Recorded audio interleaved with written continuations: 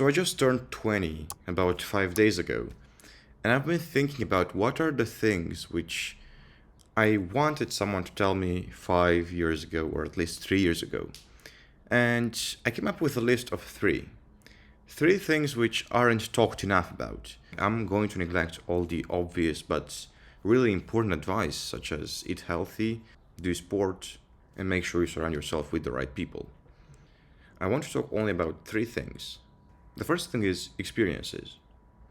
I think people end up on two different extremes. They either optimize for no experience and they live in the system they're currently living, and as a result, there is no irritation, there is no discontinuity from their reality. Their reality stays the same. It doesn't adapt because it doesn't have to adapt, simply because their mental model, their compression algorithm, their way of seeing the world never changes. An experience, and the reason you should have them, is primarily because it gives you new data to work with, and based on which, usually, if it's transformative enough, will make you or put you into a situation where you have to adapt your model of the world. But I don't want to talk about those people because it's quite clear why you should optimize for experiences. What's not as clear is why you shouldn't optimize for too many experiences, and which is a push I have made in a way. Overly optimizing on experiences might put you in the position where you can make excuses to never commit on one thing.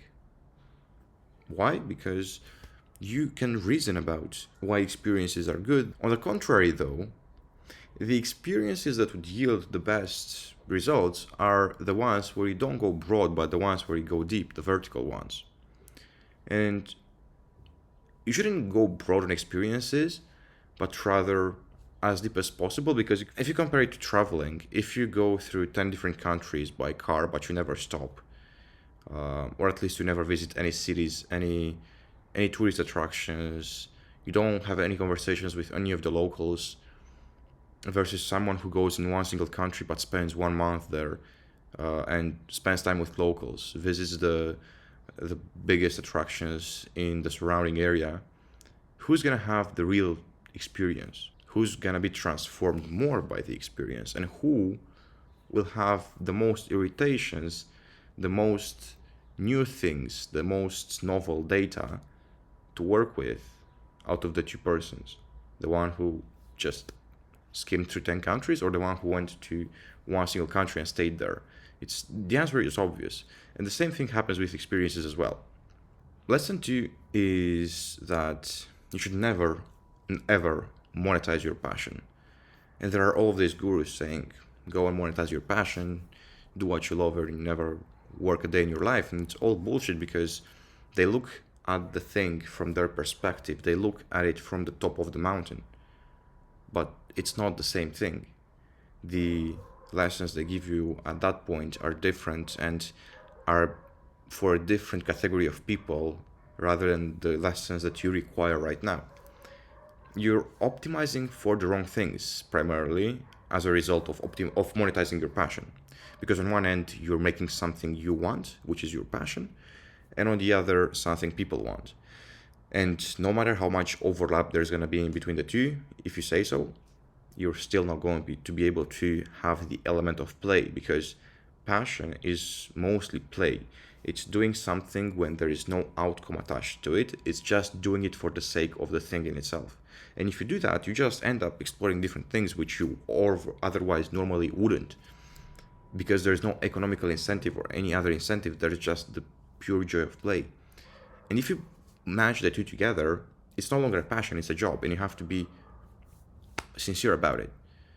Because what I'm saying is, you should definitely follow your passion, because it's going to, just like Naval puts it, develop that specific knowledge. But it's never going to develop specific knowledge if you just monetize it, because you're going to end up optimizing for the same things everyone does. And those things are teachable because people already did it and did those things for probably a few years at least. And you have competitors for sure, since you're using a logical framework which would end up making you reach the same conclusions as other many thousands of people, which isn't wrong. It's just that you're not gonna have a passion anymore. Number three is that it's okay to play long-term games, but you must have short-term relentlessness.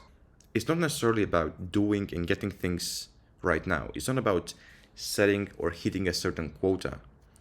It's more about the fact that if you're not going to develop the skills required to have that relentlessness right now, it's not going to be easier to do that 5 years from now or 10 years from now.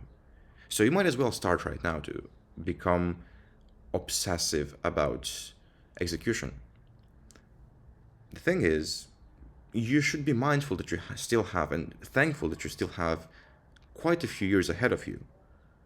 But it does not mean that you shouldn't start building those skills right now, simply because not pursuing relentlessness has its own negative compounding effects where you end up developing that friction where it's going to be even harder to develop relentlessness afterwards, since you're already way too comfortable with your current state of being.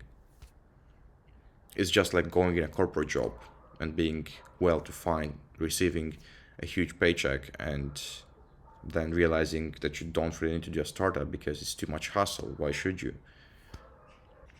And maybe the better reason why you should pursue short-term relentlessness, while mindfully knowing that you play a long-term game, is that in this way you stop making excuses. Because I mean, you can make excuses for anything, and if AI showed us anything out of all the stuff we've seen, is that a well argumented point is way more compelling, unless it was already obvious, than a true one which was poorly worded. Thing is, you're not going to believe the right thing. You're always going to believe the compelling thing. And you can always make compelling arguments about anything. This is why philosophy sometimes feels pointless, because there's no real feedback loop on which you can test it. There's no real data set out there that tells you this is how things are.